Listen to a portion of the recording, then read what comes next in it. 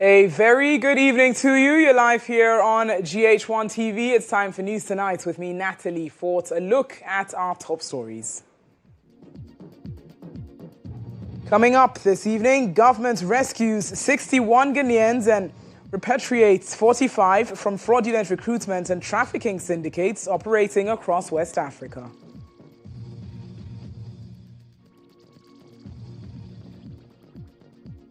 Also coming up this evening, Wontumi changes lawyer in 30 million cedi Exim Bank case as court adjourns case to August 27.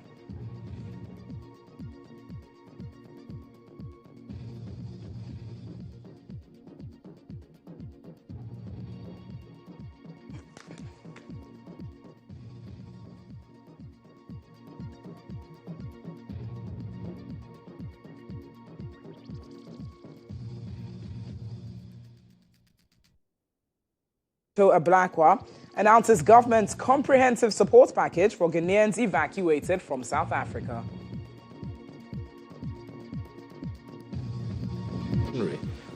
Of the government of Ghana to ensure that these returnees are received and reintegrated with. In business this evening, COPEC is calling on governments to cushion Ghanaians against the anticipated fuel price increases. We are going to see prices even go way further than we are seeing currently, in the sense that prices are still skyrocketing on the international market. And on the international front, Nigerian authorities have seized thousands of kilograms of illicit drugs in a major nationwide operation as officials intensify efforts to curb rising drug trafficking and dismantle criminal networks.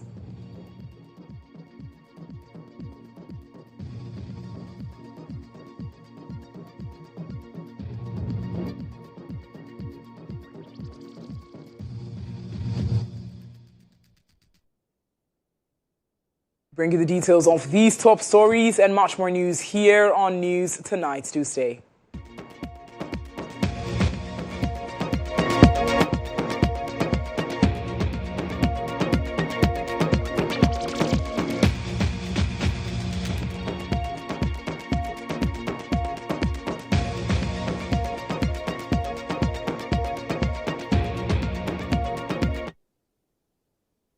Let's get started this evening with Insight.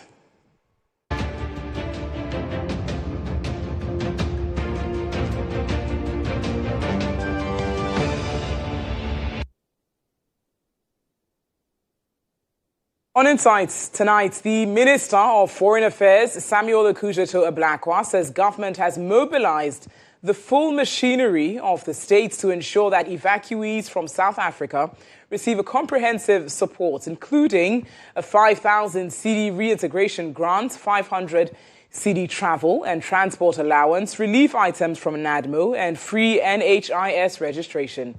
According to him, the intervention is aimed at helping the returnees build their lives and reduce the immediate economic challenges associated with their sudden displacement. Mr. Ablakwa added that Ghana's High Commission in South Africa provided temporary accommodation, feeding and welfare support and other administrative and logistical assistance to the evacuees before their departure.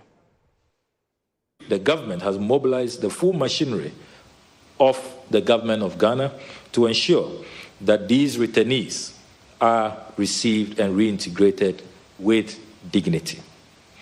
The packages provided include a reintegration grant of 5,000 Ghana cedis each, covering every single Ghanaian evacuated home, whether child, youth, or elderly. Everybody receives 5,000 Ghana cedis each. And every one of them receives an additional transport allowance from the Accra International Airport to wherever their homes may be of 500 Ghana cedis.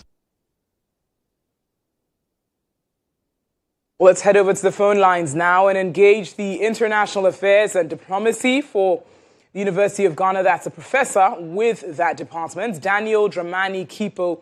Good evening to you, sir. Thank you for joining us here on News Tonight. Now, How exactly can Ghana ensure that these investigations to be conducted by South African authorities into the killings of the two citizens indeed come out transparent and credible? All right. Yes, I think Ghana have a very good case by asking the South African authority to thoroughly investigate the circumstances under which these two Ghanaians were killed or have lost their lives.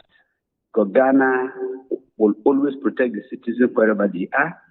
And South Africa also has a responsibility, state responsibility, to protect people that are within SA, whether they are citizens or non-citizens, whether they have legal residence or they do not have it.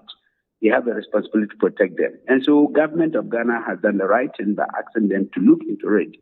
And we are using this opportunity to ask the President of South Africa and the ministers, the Homeland Security, all of them to look into this particular incident and thoroughly investigate, set a committee to find out how it happened, and any other compensations that will be paid should be done. And we expect that from South African authorities.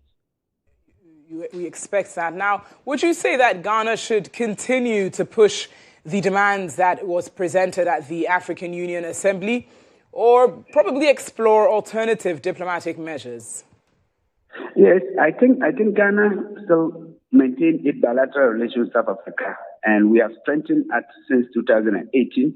And Ghana has had several agreements with South Africa. So we need this particular thing to still strengthen the bilateral. If Ghana wants to sever relations with South Africa or pursue hostile foreign policy towards South Africa, it may not still be in the interest of Ghana for now, because we still have thousands of Ghanaians still in South Africa. And so if we want to pursue hostile policies, we may endanger their lives. So I think that Ghana should still continue to pursue some of the bilateral agreements. And even at the point ministerial, our sector minister is working very hard. Honorable Oblakwa is working hard, and is reaching out the counterpart on it. We expect that at the bilateral level, His Excellency the President could engage directly with his counterpart in South Africa and give it a higher perspective, higher push on how we can get the support of the South African government to protect Ghanaians and ensure that wherever Ghanaians are in any part of the country, they are protected through bilateral channels. We would have been able to explore the multilateral channels through the African Union, but it appears the continental body is not pushing hard. It's pretending not to see what is going on. And that is why the multilateralism is not working. So Ghana needs to boost this bilateral relations, strengthen the relations of Africa through ministerial and presidential levels to put pressure on them to do more than they are currently doing. Very well. We'd like to thank you for your submission this evening, Professor Daniel Dramani Kipo there with the International Affairs and Diplomacy Department of the University of Ghana. Now, Executive Director of the African Center for Security and Counter-Terrorism, Emmanuel Coutin, says the petition submitted to the International Criminal Court over xenophobic attacks in South Africa is aimed at deterring other African countries from resorting to self-help in addressing conflict. Speaking on GHOne News, Mr. Coutin argued that the ICC remains the appropriate platform to address the situation in South Africa and other similar cases across the continent. Former Ghanaian government spokesperson on governance and security, Dr. Palgrave Boache Dankwa, and Emmanuel Coutin petitioned the ICC to investigate recurring attacks against foreign nationals in South Africa, describing the violence as possible crimes against humanity under Article 7 of the Rome Statute. You know, xenophobic attack has been happening in South Africa not today. Oftentimes when it's getting to elections, they use African immigrants like guinea pigs and frame them as the cause of all the problems in South Africa. And oftentimes it leads to fatalities, population being displaced, and people treated in a very inhumane manner. So under the current circumstances this year, what happened? We realized a departure from what happened in the past, where we saw state complicity, where police personnel were given escort to the anti-immigrants groups to perpetuate this vile, inhumane treatment to fellow African immigrants. And you understand that the ICC is the court of last resort. So we felt that what happened in South Africa amounted to crimes against humanity. And who is properly mandated to investigate allegations of crimes against humanity is the ICC, which South Africa itself is a signatory to. So once we have given our authority to the courts in terms of situations like this, and as responsible citizens and people who have been involved in security and peace building, we feel that it was right we took this step so that there will be a deterrent measure so that other African countries don't take the laws into their own hands, and we can get all form of reprisal attacks, which should not be good for the continent.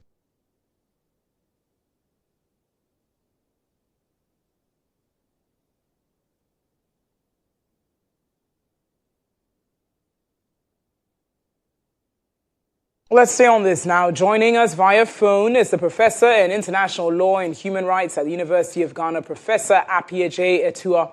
Good evening to you, sir. Thank you for joining us. Now, what would you say the legal arguments are that these petitioners are relying on to classify the recurring xenophobic attacks in South Africa as crimes against humanity? Can it be categorized as such under Article 7 of the Rome Statute?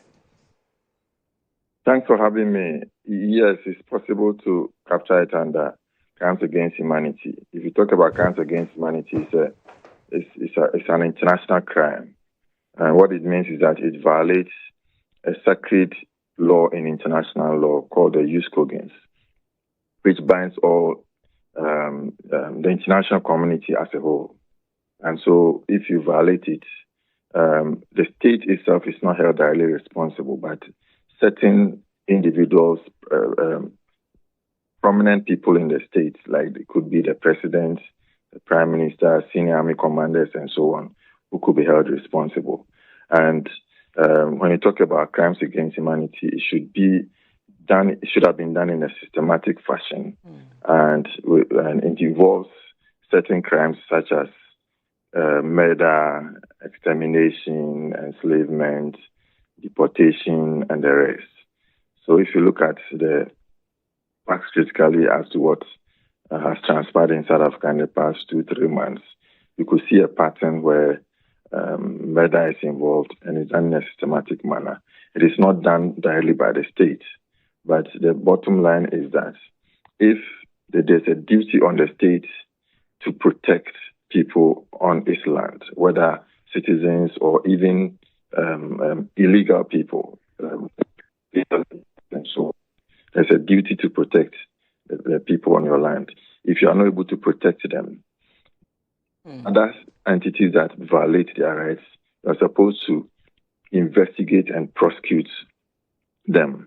But where you don't do that, where the state doesn't do that, the state is deemed to have committed those acts by itself or through its agents.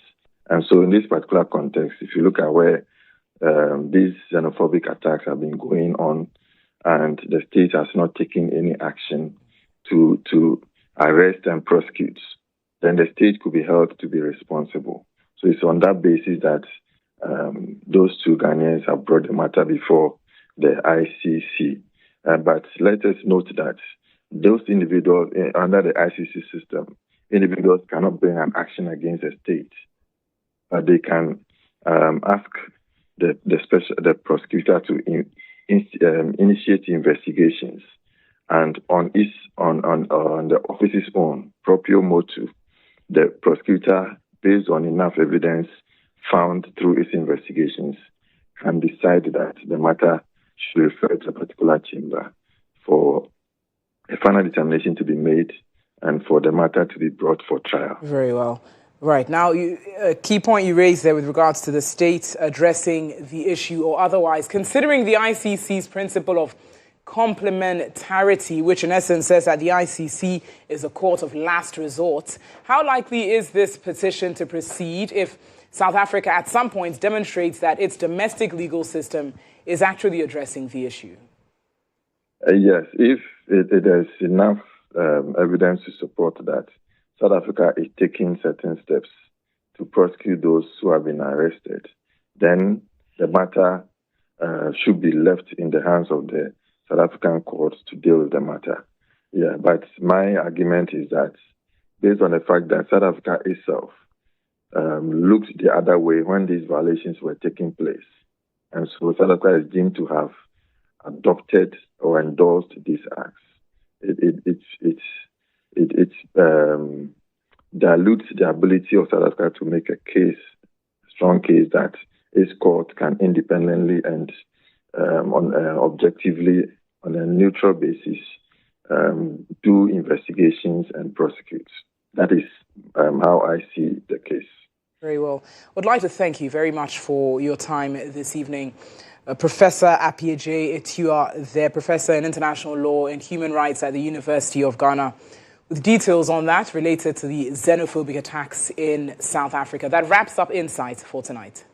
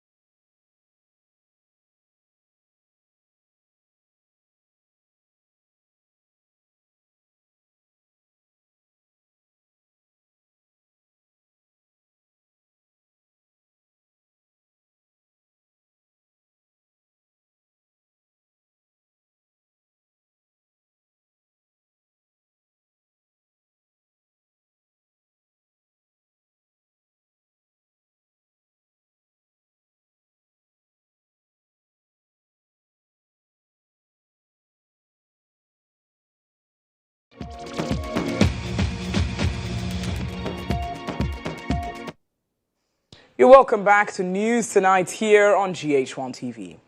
After months of uncertainty, exploitation and separation from their families, 36 Nigerian teenagers are finally going home. The teenagers, including 7 girls, were rescued from different locations in Ghana after being lured into the country and trapped in cyber-related crimes as well as prostitution. One of the girls has spent 11 months in Ghana and is returning home with her 2-week-old baby boy. Their repatriation was led by the anti-human trafficking unit of the Ghana Police Service in collaboration with Challenging Heights. Here's reports by Peter Kwao Adato.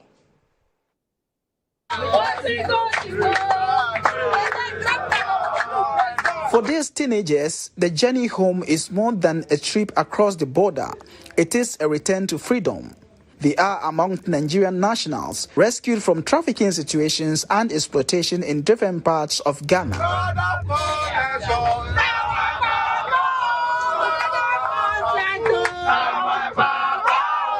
7 are girls. One of them spent 11 months in Ghana, and she is now going home with a 2-week-old baby boy. For the victims, the journey represents relief and a second chance to rebuild their lives. This mess, Lord, let this not be the end of our glory in Jesus. Director, Anti-Human Trafficking Unit, Ghana Police CID, Superintendent William Ayariga, encouraged them to acquire employable skills and warned against returning to Ghana through illegal channels. We have profiled each and every one in this card. You have your pictures, your names, your date of birth. If the second time you come Ghana illegally and we arrest you and we go through the profile and we recognize that you have been here before and we send you back to Nigeria as a victim, there will be no mercy for cripple. The law will take its course. He urged the teenagers not to allow themselves to be used as conduits for crime. Ghana is not against foreigners coming to work in Ghana legally, but there are legal processes in entering Ghana and doing decent job. But Ghana will not sit down for you to come and take our internet space, use our soil, use our land to commit and perpetrate crime. Some suspects have been arrested during the operations led by the Anti-Human Trafficking Unit in collaboration with other law enforcement agencies and humanitarian organizations. Other victims linked to ongoing prosecutions remain in Ghana to assist investigators and prosecutors. But behind the successful rescue and repatriation is a story of commitment and sacrifice. Staff of the Anti-Human Trafficking Unit say they often undertake difficult assignments with limited logistics. At times, officers have had to rely on their personal resources to meet the immediate needs of victims. The latest repatriation mission once again demonstrated the resilience and dedication of officers who remain ready to respond whenever victims need help. It took challenging heights again for the team to secure a vehicle for the large repatriation exercise conducted on Monday, July 20. Because we have observed that even though they have the passion to do the work, they are not resourced enough to be able to have the capacity to effectively address the issue of human trafficking in this country. We believe that if proper resources, adequate resources are allocated to these institutions, human trafficking could be addressed in the shortest possible time. The repatriation team traveled through the night, arriving the semi-border by 7 o'clock the following morning, where Nigerian authorities were waiting to receive the teenagers. After the necessary processes were completed, the teenagers were formally handed over to the Nigerian authorities with a firm assurance of the victims' safe reception, rehabilitation, and reintegration. For the officers and their partners, the work does not end with the rescue. Victims need shelter, counseling, protection, and support to return to normal lives. That is where the intervention of individuals such as Chief Callistos has become critical. The Nigerian humanitarian who lives in Ghana has donated one of his houses to serve as a temporary shelter for victims of trafficking. So it's something that we must, as Nigerians, stand against. As Ghanaians stand against. As members of ECOWAS state, we must not condone this crime. We must join hands together and support the Office of Human Trafficking Section to cover this menace that is going to consume us in future. For the teenagers, the long journey home closes one painful chapter, but the wider fight against human trafficking continues. The rescue operations has renewed calls for stronger cross-border cooperation, faster repatriation procedures, and sustained support for victims. It has also highlighted the need to equip frontline officers and organizations working to protect vulnerable people. Because For every victim rescued, there may be another young person still being deceived, exploited, and trapped in a criminal network. Peter Kwao Adator's report for GHOne News. The Minister of Foreign Affairs, Samuel Okudzeto-Ablakwa, says government is deeply concerned about the growing activities of fraudulent recruitment and trafficking syndicates operating across West Africa. He disclosed that since January 2026, 61 Guinean nationals have been rescued from various locations in Côte d'Ivoire, with 45 already repatriated, while an additional 315 Guineans were assisted to return home following enforcement operations in Port Boué and surrounding communities. It's also intensify efforts to assist Ghanaian nationals stranded in Cambodia, many of whom had been deceived by sophisticated cyber-enabled recruitment syndicates operating in the dark web, who promise lucrative employment opportunities before coercing victims into online fraud operations. Through sustained engagement with Cambodian authorities, the IOM, counter-trafficking in persons, and other partners, the ministry successfully facilitated the repatriation of 244 Ghanaian nationals, comprising 166 returnees initially and a further 78 by May this year. Government also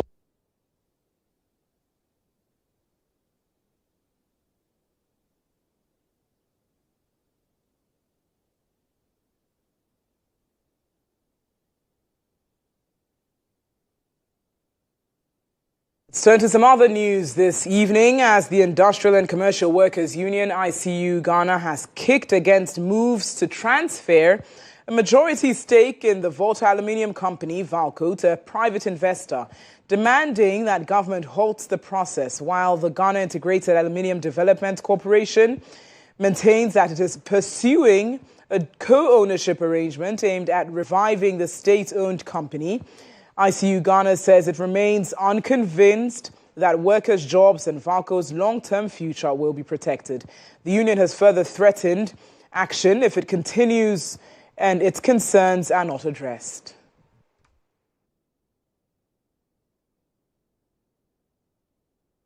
We will send this message across. Within the shortest possible time, the union will have no option but to consult its appropriate structures and determine the next course of action. Such action, if deemed necessary, will assume a national character in defense of the strategic interests of Valco, its workforce, and the people of Ghana. We're saying that this...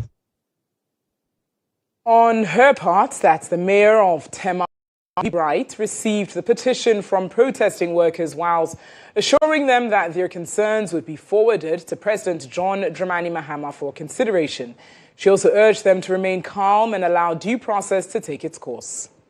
Faith, we will send this message across, and I want to reassure you that this is a listening government and that no matter what, you must keep faith in the good intentions and the resolve to reset, not only reset the nation, but to ensure jobs, prosperity, and economic viability for all Ghanaians. So on this note, I want to thank you again for the peaceful nature of your approach to us and reassure you that your concerns will be addressed in the most transparent and engaging manner as we can guarantee. Meanwhile, the Professional and Management Staff Union, PMSU of Valco, has distanced itself from the protest, explaining that it was not consulted and does not support ICU Ghana's position. PMSU says Valco requires a credible strategic investor to restore the aging plant, with more than $700 million needed for full rehabilitation. It is calling for an independent assessment of all investment proposals before any decision is made. Meanwhile, the Ghana Integrated Aluminium Development Corporation, GHOne, has dismissed claims that the Volta Aluminium Company Limited, Valco, is being sold to businessman Ibrahim Mahama. In a statement, GHOne described as false, misleading, and unsupported by facts. The corporation said the government, through the Ghana Integrated Aluminium Development Corporation, remains committed to a transparent process to attract credible strategic partners to rehabilitate Valco and transform it into the anchor smelter for Ghana's integrated aluminium industry. It has urged the public, stakeholders, and Valco employees to disregard the allegations.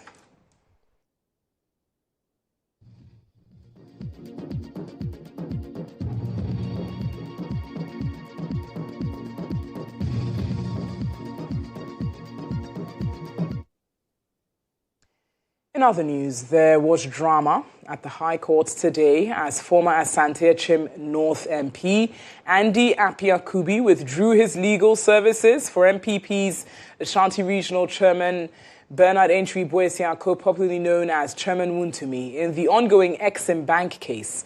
The court was informed that former Ebuakwa South MP Samuel Atachia has taken over as the new lawyer for the embattled politician. This was after the court, presided over by Justice Halima El Alawa Abdul Basit, adjourned proceedings to allow the parties to pursue settlement negotiations, even though the statutory 30-day period permitted under the plea bargaining law has elapsed. Exactly a week after Bernard Entry Boesiako, popularly known as Chairman Wuntumi, Ashanti Regional Chairman of the new Patriotic Party, was sentenced to 20 years in respect of the Summer Boy case. He's made another appearance at the High Court, this time around in respect of the Exim Bank matter, where he has been charged together with Wuntumi Farms for allegedly misappropriating a loan facility in the sum of 30 million Ghana cedis. This matter earlier, Chairman Wuntumi filed a proposal to the Attorney General activating the plea bargaining law to negotiate with the state in relation to the charges and, of course, accept lesser punishment in relation to this matter.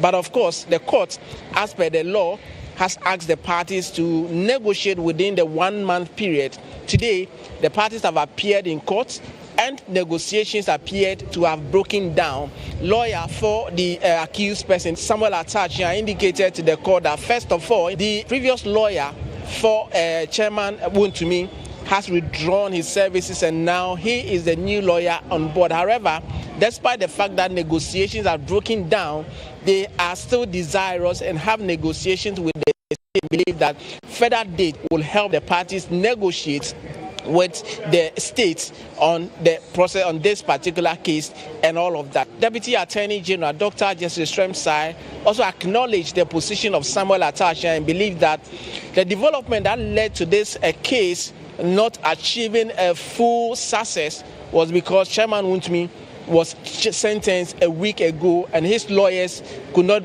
make an appearance for them to continue with the negotiations. Having come to that determination, the court has adjourned the matter to August 27, exactly a month from 27th of July, for the parties to sit down and look at the proposal and return to court. The court will then give further directions in relation to this matter. But here is lawyer Samuel Atachia, who is a new lawyer in relation to this matter, engaging me moments after the case was adjourned. In the first instance, you are not kind to say that I'm a lucky man. You've put more work on my shoulders. But essentially, the judge agreed, and Honorable Deputy Attorney General Shremsai also agreed that you attempt a plea bargain and then come back to it and announce it. So we take up that initiative and see whether we can broker a deal, and that matter will come to an end. On the 27th of August, during the legal vacation, is expected back in for the court to give further directions in relation to what has become of the negotiations that they have had.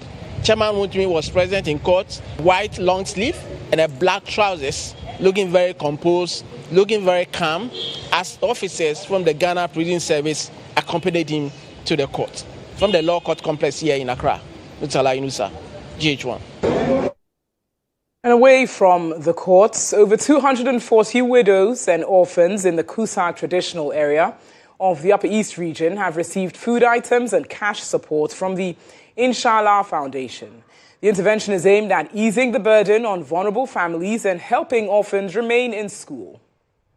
The Inshallah Foundation, founded by Fuseni Akakub Awudu, reached out to over 240 vulnerable persons, including widows and orphans, across the 6 administrative districts of Kusau, Boko, Binduri, Zebila, Tempani, Garu, and Pusiga. Each beneficiary received a 25-kilogram bag of rice, cooking oil, tomatoes, and cash support, with the foundation investing a total of 500,000 Ghana cedis in this year's exercise. We started this work 3 months ago, where we acquired a place we had wanted to start an orphanage home.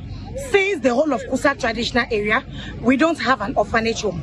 But unfortunately, getting to the social welfare, we realized there was a ban on private orphanage homes, and so we had to put that on a hold and continue to support the poor and needy, disabled and vulnerable people, the widows and the orphans in the community. Speaking on behalf of the founder, Programs Manager Ali Nashiru said the initiatives go beyond charity. He explained that the foundation is driven by a commitment to stand with vulnerable members of society and ensure they are given opportunities to live with dignity and hope. After the launch, what we are looking at around this year, December, is to do needs assessment as what the widows and persons with disability and the orphans really need, that we support them. Orphans who are students will also consider their needs assessment, and we help them with cash to pay their school fees. The beneficiaries expressed heartfelt appreciation to the foundation, describing their support as timely and life-changing.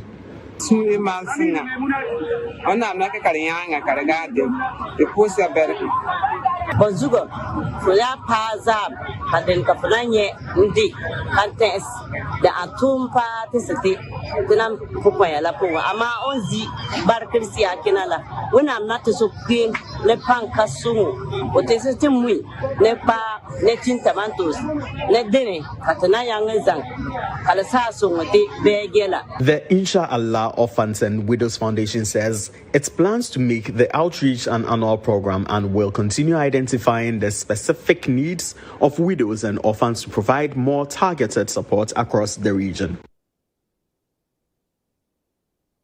The Deputy Minister for Education, Dr. Clement Apak, has reaffirmed the government's commitment to strengthening complementary education as a key driver of literacy and inclusive learning across the country.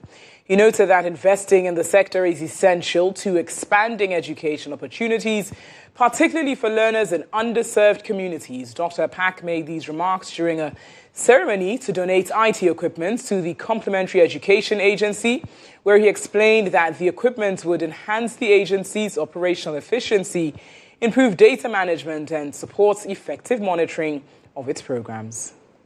Complementary education provides alternative learning opportunities for out-of-school children and adults, equipping them with literacy, numeracy, and practical skills while creating pathways into the formal education system. The Complementary Education Agency under the Ministry of Education is stepping up efforts to strengthen the delivery of these programs nationwide. At a meeting with regional directors, Deputy Minister for Education, Dr. Clement Apak, urged officials to intensify supervision and monitoring at the district level to ensure accountability and demonstrate the impacts of the agency's work in support of continued government funding. Our mothers, our fathers who have not received formal education, it is the responsibility of Complementary Education Agency to also organize classes and tutor them in the fundamentals, numeracy, literacy, citizenship,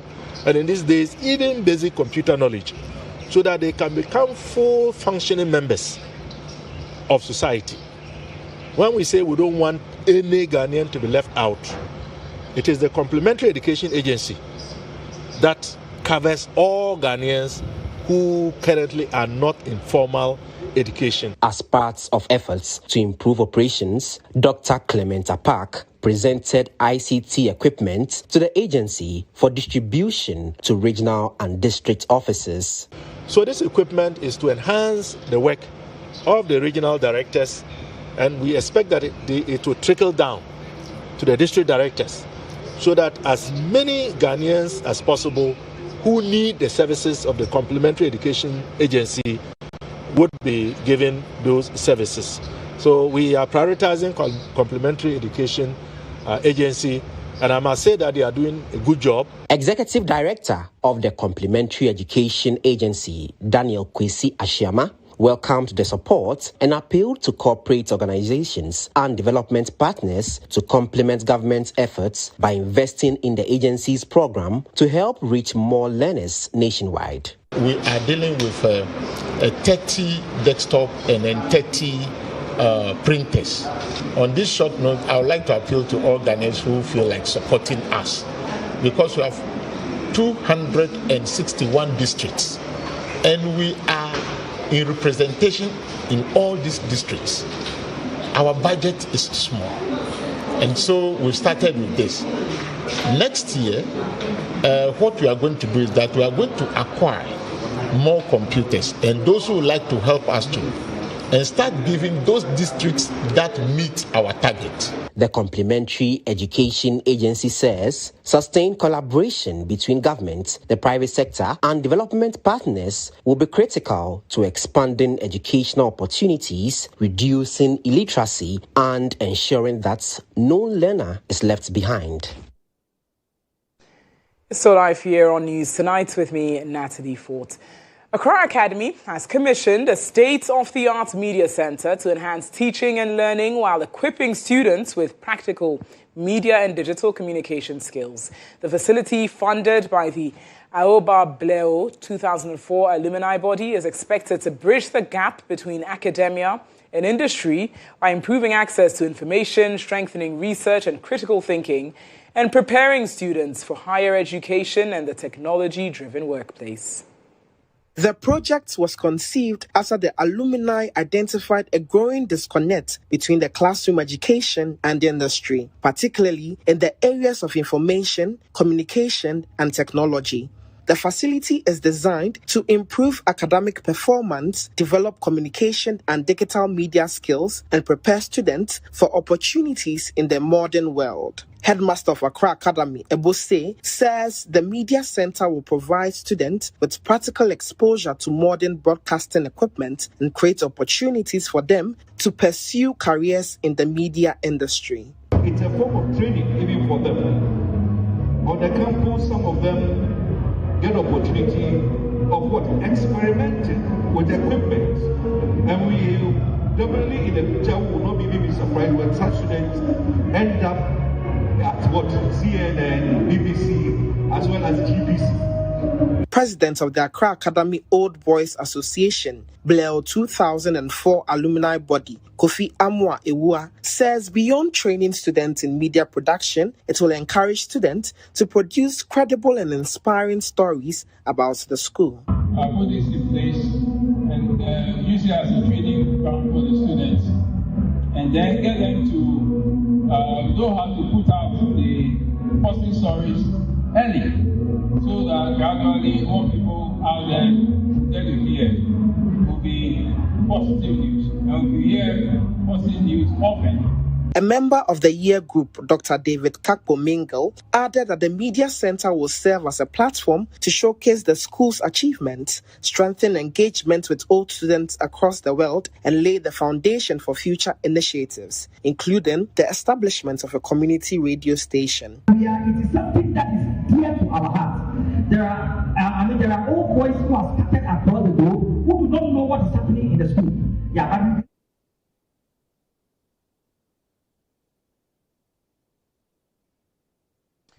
We'll bring you lots more news here on News Tonight on GHOne TV shortly. Do stay.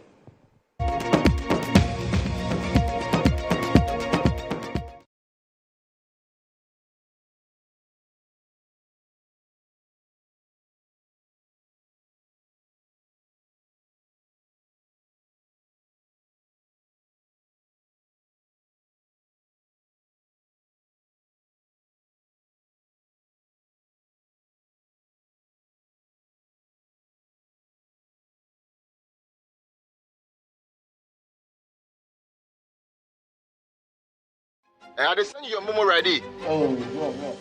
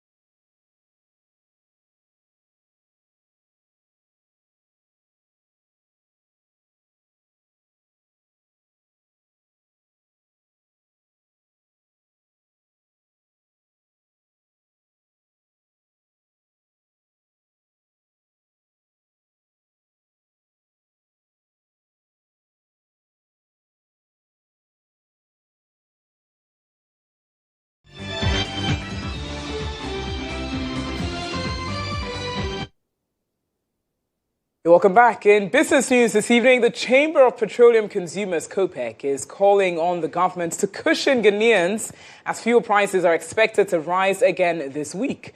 The anticipated increase, driven by soaring international crude oil prices, has heightened concerns over transport fares and the cost of living, with transport operators already threatening a 30% fare hike if no intervention is made. Well, let's now hear from COPEC's head of research, Paul Ofori, who spoke earlier on GHOne News. To be honest with you, come the next window, we are going to see prices even go way further than we are seeing currently, in the sense that prices are still skyrocketing on the international market. And you being a net importer, definitely you will be affected, whether directly or indirectly. So again, government has to come in like it did in the month of April and May. Maybe relax some of the taxes if you ask me. Better yet, suspend the collection of some of these taxes, especially the 1 cedi levy, which has been collected over the last 1 year. So this is the time for some safety net to be brought in to cushion the consumer, just so we are not worse off in the next window, which starts, come the 1st of August. Let's get into the phone lines now and speak with energy analyst Benjamin Nsia for more on this projected fuel price adjustments. Good evening to you, Benjamin. Thank you for joining us here on News Tonight. Now, what is your assessment of COMAC's projected fuel price increases? You just heard them speaking there, and specifically for the second pricing window of July. So, Ghana is going to experience one of the most expensive price of petroleum products since June last year. All products will see an average surge of about 10%, but diesel is likely going to experience the most highest surge of about 20% due to depreciation of the currency by about 1% and also surges of the prices of the product on the international market by about 20%. And if we are even updating the price indicators, it means that diesel price on the international market compared to last window or compared to this window has surged more than 23%. So if these indicators are factored, it means that we are going to experience one of the highest price surge in recent years. And it is good that we address them so that they don't create boomerang effects on the economy in terms of causing unstable macroeconomic as well as causing some negative impact at the socioeconomic level. Right now, you say that we are set to experience one of the greatest price hikes. How significant are the developments that we're witnessing in the Middle East, particularly, as you know, around the Strait of Hormuz, in influencing these fuel prices in Ghana? How directly impacted are we? Well, the war in the Strait of Hormuz between the Americans and the Iranians have sent some bullish sentiments across the petroleum market because about 20% of the products, especially finished products, come from that area. So the conflict is halting the transportation or distracting the flows of these products onto the international market.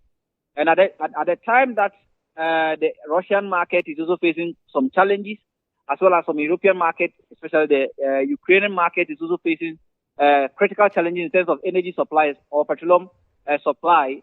It is causing distress on the petroleum market where prices have surged astronomically. As we speak, we've seen crude oil declining, but as I always say on your platform, we don't use crude in setting price of petroleum products locally. We use the finished prices or the price of the finished products on the international market, which we pick from international trading platforms and then use these to set prices. And when you look at international trading platform, we've seen for the first time in about 3 months, petrol has crossed $1,000 per metric.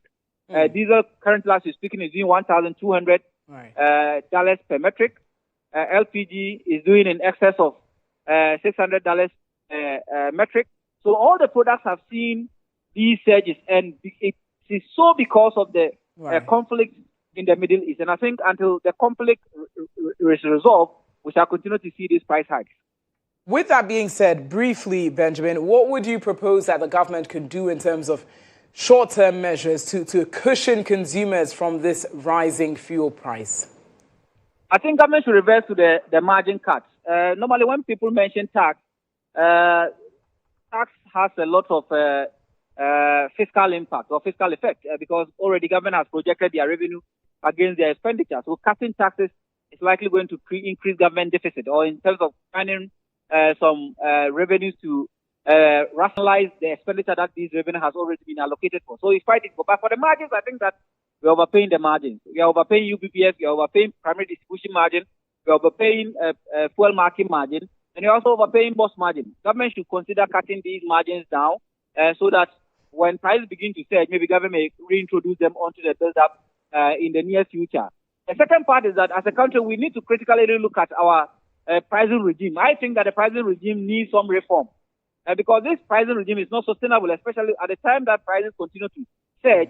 It causes a lot of distress in the economy and the social factor, the household or firm level. So I think that we need a reform. And the reform, what I propose is that we need a pricing regime that has a seal because this pricing regime will be pegged as how to stabilize inflation, how to make sure that our interest rates are lower, how to make sure that our exchange rates are lower. And that pricing regime is what I think as a country we need to critically look at.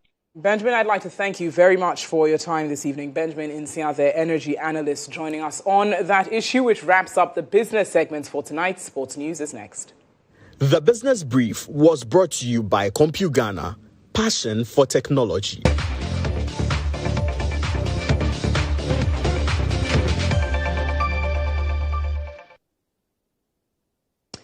The sports segments this evening, Ghana's Black Satellites suffered a disappointing start to their Under-20 Africa Cup of Nations campaign, falling 4-2 to arch-rivals Nigeria in their Group B opener in Côte d'Ivoire. Nigeria made a blistering start, taking the lead in the 6th minute through Olayemi Ayinla. Ghana responded with an equalizer, but the Flying Eagles quickly regained control, scoring twice more to head into the break with a commanding 3-1 advantage. The Black Satellites pulled one back in the 60th minute to reduce the deficit to 3-2 and briefly threatened a comeback. However, Nigeria restored their 2-goal cushion with a 4th goal to seal a 4-2 victory and hand Ghana an opening day defeat. Black Satellites play Burkina Faso next on July 30.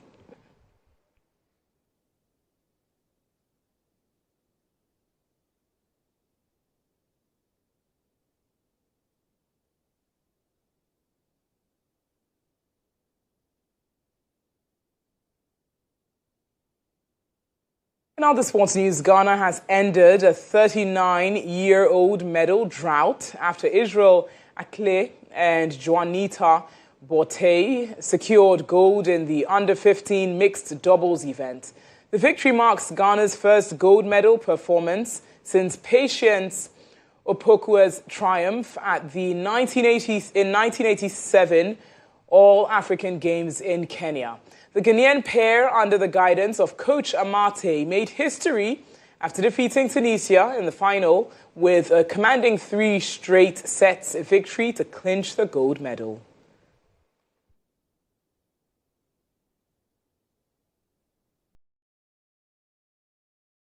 Next, we bring you international news.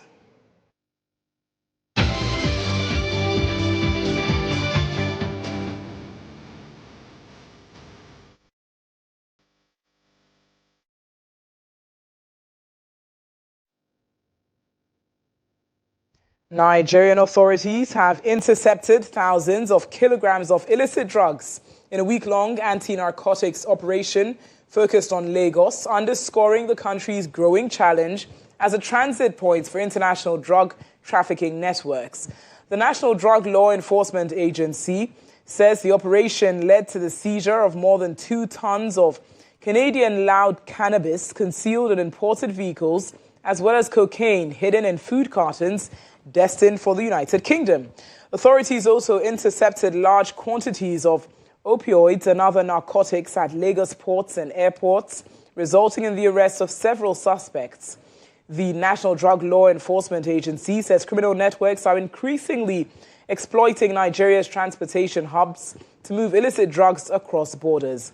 The agency has pledged to intensify collaboration with customs officials and international partners to disrupt trafficking routes and dismantle organized drug syndicates.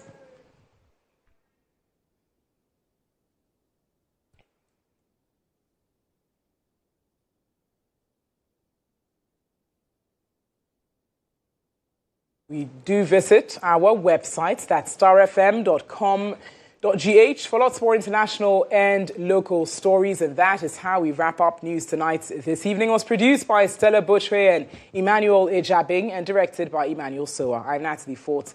Have a wonderful evening.